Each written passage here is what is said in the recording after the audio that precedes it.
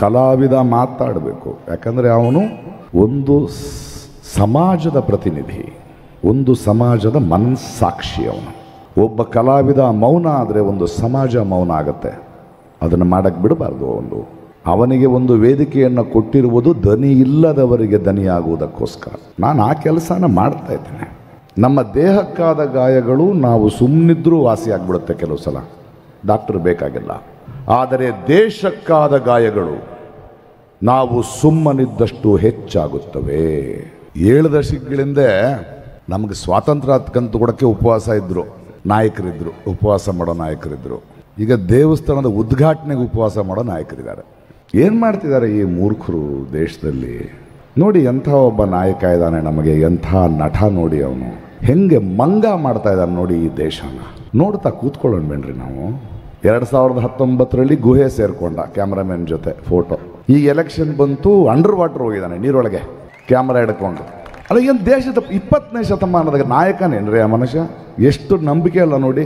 ನಾನು ಹೇಳಿದೆ, ಇನ್ನೊಂದು ಸ್ವಲ್ಪ ಕೆಳಗೆ ಹೋಗಿದ್ರೆ ನಮ್ಮ ದೇಶದ ಸಮಸ್ಯೆಗಳಾದರೂ ಸಿಕ್ತಿತ್ತು, ಸ್ವಲ್ಪ ನೋಡ್ಬೋದಿತ್ತಲ್ಲಪ್ಪ ಅಂದರೆ. ಅಲ್ಲಿ ತನಕ ತೊಗೊಂಡೋಗಿ ಆಯಿತು ಈ ದೇಶವನ್ನು. ಮುಂದಿನ ಚುನಾವಣೆಗೆ ಚಂದ್ರನ ಮೇಲೆ ನಿಂತ್ಕೋತಾನೆ. ನಾನು ಯಾರೋ ಕೇಳಿದ್ರು, ಸರ್ ಈಗ ಇಲ್ಲ ರಾಜ್ಕುಮಾರು, MGR, NTR ಥರ ಸಿನಿಮಾ ನಟರು ರಾಜಕಾರಣಕ್ಕೆ ಬಂದರೆ ಹೇಗಿರುತ್ತೆ ಅಂದರು. ಅದಕ್ಕೆ ಚಾನ್ಸೇ ಕೊಟ್ಟಿಲ್ಲ, ಅವನೇ ದೊಡ್ಡ ನಟ ಆಗ್ಬಿಟ್ನಲ್ಲ. ದಿನಕ್ಕೆ 5 ಕಾಸ್ಟ್ಯೂಮ್ ಯಾರು ಚೇಂಜ್ ಮಾಡ್ತಾರೆ ಅಂದರೆ ಯಾರಪ್ಪನ ದುಡ್ಡು? Camera department. ಮೊನ್ನೆ ಒಂದು 11 ದಿನ ಉಪವಾಸ ಮಾಡಿ ನಡ್ಕೊಂಡು ಓಡಾಡಿದ್ದಾನೆ. ಅಂದರೆ ಒಂದು ದೇಶ ಒಬ್ಬ ಪ್ರಧಾನಿ ಇಲ್ಲದೆ 11 ದಿನ ನಡೀತು ಅಂತ ಅರ್ಥ.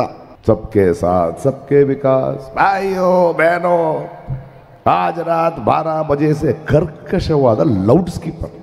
ಆಮೇಲೇನೋ ಒಂದೇ ಭಾರತ್ ಎಕ್ಸ್ಪ್ರೆಸ್ಗಳನ್ನ ಮಾಡಿದ್ರು. ಸ್ಟೇಷನ್ ಮಾಸ್ಟರ್ ಕೂಡ ಅಷ್ಟು ಟ್ರೈನ್ಗಳಿಗೆ ಬಾವುಟ ತೋರಿಸಿಲ್ಲ ಈ ದೇಶದಲ್ಲಿ. ಒಬ್ಬ ಸ್ಟೇಷನ್ ಮಾಸ್ಟರ್ ತೋರಿಸಿರೋಕ್ಕೆ ಸಾಧ್ಯ ಇಲ್ಲ. ಭಾರತೀಯ ಜನತಾ ಪಾರ್ಟಿ ಮತ್ತು RSSನಂಥ ಕಿಡ್ನ್ಯಾಪಿಂಗ್ ಟೀಮ್ ಈ ದೇಶದಲ್ಲಿ ಇಲ್ಲ. ಭಗತ್ ಸಿಂಗ್ನ ಕಿಡ್ನ್ಯಾಪ್ ಮಾಡಿದ್ದಾರೆ. ಭಗತ್ ಸಿಂಗ್ ಇದ್ರೆ ಎದೆ ಓದಿತ್ತಿದ್ರು ಇವರು. ಪಟೇಲ್ರನ್ನು ಕಿಡ್ನ್ಯಾಪ್ ಮಾಡಿ ಪ್ರತಿಮೆ ಮಾಡಿ ಇಟ್ಬಿಟ್ಟಿದ್ದಾರೆ. ಬರಹ ಪರಿಹಾರಕ್ಕೆ ದುಡ್ಡು ಕೊಡೋಕ್ಕೆ 100 ಕೋಟಿ ಇರಲ್ಲ, 3,000 ಕೋಟಿಗೆ ಪ್ರತಿಮೆ. ಈಗ ಕೋಟಿ ಚೆನ್ನೈಯನ್ನು ಕಿಡ್ನ್ಯಾಪ್ ಮಾಡೋಕ್ಕೆ ಬಂದರು, ರಾಮ ಲಕ್ಷ್ಮಣ ಅನ್ಕೊಂಡು. ಒಂದು ಬುದ್ಧಿ ಕಲಿಸಿದಿರಿ, ಒಳ್ಳೇದು. ಮಾತೆತ್ತಿದ್ರೆ ಮಸೀದಿ, ರಾಮ ಮಂದಿರ, ಹಿಂದೂ, ಮುಸ್ಲಿಮು. ಭಾರತ ದೇಶದಲ್ಲಿ ಎಲ್ಲೆಲ್ಲೋ ಅಲ್ಲಲ್ಲಿ ಒಂದು ಮಸೀದಿನ ಅಗದ್ರೆ ಒಂದು ಮಂದಿರ ಸಿಗಬಹುದಪ್ಪ. ಅದನ್ನ ಅಗದ್ರೆ ಕೆಳಗೊಬ್ಬ ಬುದ್ಧ ಸಿಗ್ಬೋದಲ್ವಾ? ಎಷ್ಟಾಗೀತಾ ಹೋಗ್ತಿರ್ರಿ. ಒಂದು ಅದ್ಭುತವಾದ ಸುಂದರವಾದ ಅಭಿವೃದ್ಧಿ ಹೊಂದಿರುವ ನಗರವನ್ನು ನೀವು ಅಗದ್ರೆ ಕೆಳಗೆ ಹರಪ್ಪ ಮೊಹಂಜದಾರೋ ಸಿಗಬಹುದು. ವಾಪಸ್ ಹೋಗ್ತೀರಾ ಶಿಲಾಯುಗಕ್ಕೆ? ಏನು ಮಾಡ್ತಿದ್ದೀರಿ ನೀವು? ಎಲ್ಲದಕ್ಕೂ ಧರ್ಮ ಕೇಸರಿ. ಹಂಗಾದ್ರೆ ಹಸಿರು ಇಷ್ಟ ಇಲ್ವಾ? ತರಕಾರಿ ತಿನ್ನೋದು ನಿಲ್ಲಿಸ್ಬಿಡಿ ನೋಡೋಣ, ಸೊಪ್ಪು ತಿನ್ನೋದು ನಿಲ್ಲಿಸ್ಬಿಡಿ ನೋಡೋಣ. ಎಲ್ಲದಕ್ಕೂ ಧರ್ಮದ ಲೇಪನ ಮಾಡೋದು. ಪೆಟ್ರೋಲ್ ಅರಬ್ ದೇಶಗಳಲ್ಲಿದೆ, ಅದಕ್ಕೆ ಮುಸ್ಲಿಂ ಪೆಟ್ರೋಲ್ ಅಂತ ಹೇಳಿಬಿಡಿ, ಎತ್ತಿನ ಗಾಡೀಲಿ ಓಡಾಡಿ ನೋಡೋಣ. ಓಡಾಡ್ತೀರಾ? ಎಲೆಕ್ಟ್ರಿಸಿಟಿ ಕಂಡುಹಿಡ್ದವನೋ, ಒಂದು ರೋಗಕ್ಕೆ ಮದ್ದು ಕಂಡುಹಿಡ್ದವನು ಯಾವನೋ ಅಮೆರಿಕಾದಲ್ಲಿ ಇರ್ತಾನೋ, ಅವನು ಲಂಡನ್ನಲ್ಲಿ ಇರ್ತಾನೆ, ಅವನ ಧರ್ಮ ಬೇರೆ ಅಂತ ತಿಂದೆ ಸಾಯ್ತೀರಾ? ಯಾವಾಗ ಹೋಗ್ತೀರಿ ಮುಂದೆ? ಎಲ್ಲಿಗೆ ಹೋಗ್ತಿದ್ದೀರಿ? ಇವತ್ತು ಮಂದಿರ ಆಯಿತು, ಇವತ್ತು ಭೂಗತ ಆದ, ನಾಳೆ ಜೈ ಶ್ರೀ ಕೃಷ್ಣ ಅಂತ ಶುರು ಮಾಡ್ತಾನೆ. ಇವನಿಗೆ ಬೇರೆ ಕೆಲಸ ಅಲ್ಲ. ಈ ಸಲ ಗೆದ್ದರೆ ನಾಚಿಕೆ ಮಾನ ಮರ್ಯಾದೆ ಯಾವುದಿರಲ್ಲ, ಇನ್ನೂ ಟೂ ಮಚ್ ಆಗಿಬಿಡ್ತಾನೆ ಮನುಷ್ಯ. ನಿಲ್ಲಿಸಬೇಕಾಗಿರೋದು ನಮ್ಮದು ಒಂದೇ ಭಾಷೆ, ಒಂದೇ ರಾಷ್ಟ್ರ. ಯಾಕೆ ಬೇಕು ಒಂದೇ ಭಾಷೆ ನಿಮಗೆ? ನಾನು ಕೇಳಿದ್ನಪ್ಪ, ನೀನು ನನ್ನನ್ನು ಹಿಂದಿ ಯಾಕೆ ಕಲಿಯಕ್ಕೆ ಹೇಳ್ತಿದೀಯ ಹೇಳೋ? ನನ್ನ ಕಷ್ಟನ ನಿನ್ನ ಭಾಷೆಯಲ್ಲಿ ಹೇಳಿದ್ರೆ ನಿನಗೆ ಅರ್ಥ ಆಗುತ್ತೆ ಅನ್ನೋದಕ್ಕ, ಅಥವಾ ನಿನ್ನ ಜುಮ್ಲಾಗಳನ್ನು ನಾನು ಅರ್ಥ ಮಾಡ್ಕೋಬೇಕು ಅನ್ನೋದಕ್ಕ? ಕ್ಲಿಯರಾಗಿ ಹೇಳು ನನಗೆ, ಯಾಕೆ ಒಂದು ಭಾಷೆ?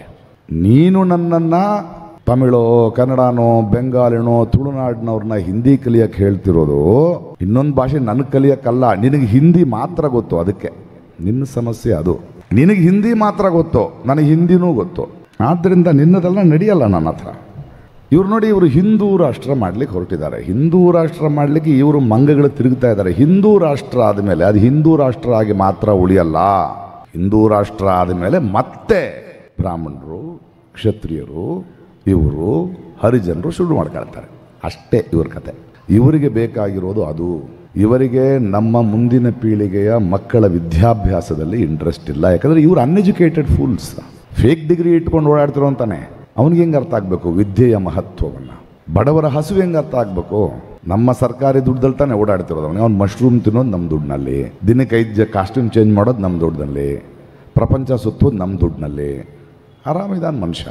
ನಾವು ಪ್ರಶ್ನಿಸಬೇಕಾಗಿದೆ, ಈ ಸಮಸ್ಯೆಗಳನ್ನು ಎತ್ತಿ ಎತ್ತಿ ಕೇಳಬೇಕಾಗಿದೆ. ಈಗ ಸುಮ್ಮನೆ ಇನ್ನೂ ಮಾತಾಡಿಕೊಂಡು ಕೂತ್ಕೊಂಡು ಅಭ್ಯಾಸ ಇಲ್ಲ. ಅವರು ಏನು ಮಾಡ್ತಾರೆ ಅಂದರೆ, ನಾವು ಒಂದು ನರೇಟಿವನ್ನು, ನಾವು ಒಂದು ಈ ಸಮಸ್ಯೆಯನ್ನು ಹೀಗೆ ನೋಡಬೇಕು ಅಂದರೆ ಅದನ್ನು ಚೇಂಜ್ ಮಾಡ್ತಾ ಇರ್ತಾರೆ. ನೋಡಿ, ಇತ್ತೀಚೆಗೆ ಪಾರ್ಲಿಮೆಂಟ್ ಮೇಲೆ ದಾಳಿ ಮಾಡಿದ್ರು ಒಂದು 4-5 ಜನ ಯುವತಿ ಒಂದು 6 ಜನ. ಅವರು ತೆಗೆದುಕೊಂಡ ನಿರ್ಧಾರ ತಪ್ಪು, ಒಪ್ಕೊಳ್ಳೋಣ. ಆದರೆ ಇವರ ನರೇಟಿವ್ ಹೇಗಿರುತ್ತೆ ನೋಡಿ. ಒಂದು ಮಾಧ್ಯಮ ಇದೆ ನಮ್ಮ ದೇಶದಲ್ಲಿ, ಎಲ್ಲ ಮಾರ್ಕೊಂಡ್ಬಿಟ್ಟಿರೋ ಮಾಧ್ಯಮ. ಅವರು ಹೊರಗಡೆ ಒಂದು ಯೆಲ್ಲೋ ಕಲರ್ ಇಟ್ಕೊಂಡು ಇದು ಎಲ್ಲಿಂದ ಬಂದಿರಬಹುದು, ಈ ಬಾಂಬನ್ನು ಹೇಗೆ ಯೂಸ್ ಮಾಡೋದನ್ನು ನಮ್ಮನ್ನು ದಾರಿ ತಪ್ಪಿಸ್ತಾರೆ. ಅದು ಒಂದು ವಿರೋಧ ಪಕ್ಷ ಇದೆ ನಮ್ಮ ದೇಶದಲ್ಲಿ, ಅದು BJPಯ ಸಂಸದ ಕೊಟ್ಟಿದ್ದಾನೆ, ಹಾಗಾದರೆ ಇನ್ನು ಪಾರ್ಲಿಮೆಂಟ್ಗೆ ಸೆಕ್ಯೂರಿಟಿ ಎಲ್ಲಿ ಅಂತ ಅವರು ಒಂದು ಕಡೆ ನರೇಟಿವ್ ತಗೊಂಡು ಹೋಗ್ತಾರೆ ಚರ್ಚೆಗೆ. ಆದರೆ ನಾವು ಒಂದು ನರೇಟಿವ್ನ ಫಿಕ್ಸ್ ಮಾಡಬೇಕಾಗಿದೆ. ಯಾಕೆ ಹಾಗೆ ಮಾಡಿದ್ರು ಯುವಕರು? ನಿರುದ್ಯೋಗದ ಸಮಸ್ಯೆ ಕಡಿತೆ. ಏನು ಹೇಳ್ತಾ ಇದ್ದಾರೆ ಯುವಕರು? ಕೆಲಸ ಇಲ್ಲ ಅಂತ ಹೇಳ್ತಿದ್ದಾರೆ. ಮಣಿಪುರದಲ್ಲಿ ಬಲಾತ್ಕಾರಿಯನ್ನು ನಿಲ್ಲಿಸಿ ಅಂತ ಹೇಳ್ತಾ ಇದ್ದಾರೆ.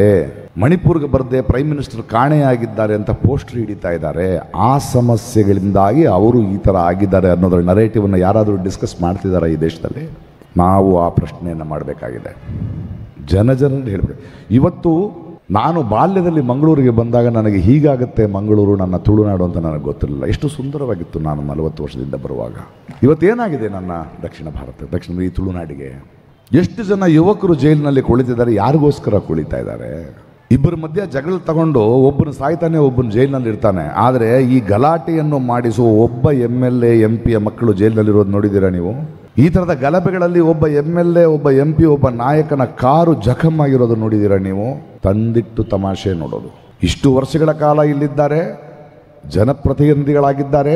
ಮಂಗಳೂರಿನಲ್ಲಿ ಎಷ್ಟು ಜನ ಯುವಕರು ಪ್ರತಿ ವರ್ಷ ಎಷ್ಟು % ಯುವಕರು ಡಿಗ್ರಿ ತಗೊಂಡು ಬರ್ತಿದ್ದಾರೆ, ಎಷ್ಟು ಜನ ವಲಸೆ ಹೋಗ್ತಿದ್ದಾರೆ. ಆ ವಲಸೆಯನ್ನು ನಿಲ್ಲಿಸುವ ಕೆಲಸವನ್ನು ಮಾಡಿದ್ದಾರೆ ಇವರು. ಇರೋ ಕೆಲಸನ ಕಿತ್ಕೊಳ್ಳೋ ಕೆಲಸ ಮಾಡ್ತಿದ್ದಾರೆ ಹೊರತು ಯುವಕರಿಗೆ ಧರ್ಮ ಅನ್ನೋ ಅಭಿಮಿಟ್ಟು ಅವರನ್ನು ಮಂಗ ಮಾಡ್ತಿರೋದನ್ನು ಬಿಟ್ಟರೆ ಏನಾಗ್ತಾ ಇದೆ ನಮ್ಮಲ್ಲಿ? ಒಂದು ಶಾಲೆಯಲ್ಲಿ ಪ್ರತಿಯೊಂದರಲ್ಲೂ ರಾಜಕೀಯ, ಇದರ ಬಗ್ಗೆ ನಾವು ಯೋಚನೆ ಮಾಡಬೇಕಾಗಿದೆ. ಬೆಲೆ ಏರಿಕೆ ಸ್ವಾಮಿ, ಸುಮ್ಮನೆ ಕುಂತ್ಕೊಂಡು ಪೆಟ್ರೋಲ್ ಬೆಲೆ ಜಾಸ್ತಿ ಅಲ್ಲ. ಈ ಮಂಗಂದರಿಗೆ, ಈ ಅಂಧಭಕ್ತರಿಗೆ ಹೇಳ್ಬೇಕು. ಅವನೊಬ್ಬನು ಹೇಳ್ತಾ ಇದ್ದಾನೆ, ಮೋದಿಜಿಯವರು ಹೇಳಿದ್ದಾರೆ 10 ರೂಪಾಯಿ ಪೆಟ್ರೋಲ್ ಜಾಸ್ತಿ ತಾನೆ, ದೇಶಕ್ಕೋಸ್ಕರ 10 ರೂಪಾಯಿ ಖರ್ಚು ಮಾಡ್ತಿದ್ದೀನಿ ಅಂತ. ಅವನು ಹೇಳಿದೆ, ಮಂಗ, ಲೀಟ್ರಿಗೆ 10 ರೂಪಾಯಿ ನಿನ್ನ ಜೇಬಿಂದ ಹೋಯ್ತು. ಅದಾದ್ಮೇಲೆ ನೀನು ದಿನಸಿ ಅಂಗಡಿಗೆ ಹೋದ್ರೆ, ಸರ್ ಪೆಟ್ರೋಲ್ ಜಾಸ್ತಿ ಮಾಡಿದ್ದಾರೆ, ಅಕ್ಕಿ ಬೆಲೆ ಜಾಸ್ತಿ ಅಂತಾನೆ, ಅದನ್ನು ಕೊಡ್ತಾ ಇರೋದು ನೀನೇ ಕಣೋ. ನಿನ್ನ ಮಕ್ಕಳ ಶಾಲೆಗೆ ಹೋದ್ರೆ, ಸರ್ ಪೆಟ್ರೋಲ್ ಬೆಲೆ ಜಾಸ್ತಿ ಆಗಿದೆ, ಟೀಚರ್ಸ್ಗಳಿಗೆ ಸಂಬಳ ಕಮ್ಮಿ ಆಗಿ ಜಾಸ್ತಿ ಮಾಡ್ತಿದ್ವಿ, ಆದರೆ ಟೀಚಿಂಗ್ ಸ್ಕೂಲ್ ಜಾಸ್ತಿ ಆಗಿದೆ ಸರ್ ಅಂತ ಅದ್ರ ಬೆಲೆ ಕೊಡ್ತಿರೋದು ನೀನೇ ಕಣೋ. 10 ರೂಪಾಯಿ ಜಾಸ್ತಿ ಮಾಡಿದ್ರೆ 50 ರೂಪಾಯಿ ಕೊಡ್ತಿದ್ದೀನಿ ಅಂತ ತಲೆಗೆ ಇರ್ತಾ ಇಲ್ಲ ನಿಮಗೆ. ಏನು ಮಾಡಲಿ ನಿಮಗೆ? ದೇಶದಲ್ಲಿ ಯಾರಾದರೂ ರಾಮ ಮಂದಿರವನ್ನು ಒಂದು ದೇವಸ್ಥಾನವನ್ನು ಉದ್ಘಾಟನೆ ಮಾಡಿದ ಕೆಲಸ ಎಲ್ಲರೂ ಮಾಡಿದ್ದಾರೆ ಅಂದರೆ, ಇವರು ಬರೋದಕ್ಕೆ ಮುಂಚೆ ದೇವಸ್ಥಾನಗಳೇ ಇರಲಿಲ್ವಾ ದೇಶದಲ್ಲಿ? ಇರಲಿಲ್ವೇ ದೇಶದಲ್ಲಿ? ಯಾರು ನೋಡ್ಕೊಂಡ್ರು? 3 ಕೋಟಿ ದೇವತೆಗಳಿರುವಂಥ ಭಾರತ ದೇಶ ಇದು. ನೋಡ್ಕೊಳ್ಳಿಲ್ವಾ? ಆರಾಮ್ ತಾನೇ ಇದ್ವಿ. ಇನಾಗರೇಷನ್ ಅನ್ಕಂಪ್ಲೀಟೆಡ್. ಇತ್ತೀಚೆಗೆ ಭಾಳಷ್ಟು ಜನ ನನ್ನ BJPಯ ಮಿತ್ರರಿದ್ದಾರೆ. ಅವ್ರು ನನ್ನ ಹತ್ರ ಗೋಳು ಹೇಳ್ಕೊಳ್ತಾರೆ, ಇಲ್ಲಿ ಎಷ್ಟು ಕೋಟಿ ಕೊಟ್ಟಿದ್ದೀವಿ ರಾಮ ಮಂದಿರಕ್ಕೆ, ಅದು ಎಲ್ಲೋ ಹೋಯ್ತು ನಮಗೆ ಗೊತ್ತಿಲ್ಲ, ಬಟ್ ಹೊರಗಡೆ ಹೇಳೋಕ್ಕಾಗಲ್ಲ ಅಂತ ಹೇಳ್ತಿದ್ದಾರೆ. ಏನು ಮಾಡಿದಿರಿ ಆ ದುಡ್ಡನ್ನು? ರಾಮ ಮಂದಿರ ಕಲ್ಲಿನಲ್ಲಿ ಕಟ್ತಿದ್ದಾರಂತೆ, ಕೋಟ್ಯಾಂತರ ಇಟ್ಟಿಗೆ ಏನಾಯಿತು? ಒಂದು ದೇಶದಲ್ಲಿ ಅಲ್ಪಸಂಖ್ಯಾತರನ್ನು ಪ್ರೀತಿಸುವುದು, ಕಾಪಾಡುವುದು, ನೋಡುವುದು ಬಹುಸಂಖ್ಯಾತರ ಹೊಣೆ. ಮೆಜಾರಿಟಿ ಮೈನಾರಿಟಿನ ನೋಡ್ಕೋಬೇಕು. ಇಲ್ಲಿಂದ ಅಲ್ಲಿಗೆ ಒಂದು ಮೆರವಣಿಗೆ ಹೋಗ್ತಿದ್ದೀವಿ ಅಂದರೆ ಹಿಂದೆ ನಿಧಾನಕ್ಕೆ ಬರ್ತಿದ್ದಾರೆ ಅಂದರೆ ನಾವು ಮುಂದೆ ಹೋಗೋದಲ್ಲ, ಅವರನ್ನೂ ಕರ್ಕೊಂಡು ಹೋದ್ರೇನೆ ಮೆರವಣಿಗೆ. ಎಲ್ಲರೂ ಸೇರಿ ದಡ ಸೇರಿದ್ರೇನೆ ಮೆರವಣಿಗೆ. ನಾವೆಲ್ಲರೂ ಒಂದೇ ಎನ್ನುವ ಭಾವನೆಯಿಂದ ದುಡಿಯುವ ಮತ್ತು ಬದುಕುವ ಸ್ವಾತಂತ್ರ್ಯ ಕೊಡಬೇಕು. ಅದೇ ನಮ್ಮ ಸಂವಿಧಾನ. ಆ ಸಂವಿಧಾನ ಬದಲಾಯಿಸಕ್ಕೆ ಹೊರಟಿದ್ದಾರೆ ಇವರು. ಹಾಗೆಲ್ಲ ಬದಲಾಯಿಸಕ್ಕೆ ಬಿಡಲ್ಲ, ಅದು ನಮ್ಮ ಕನಸು.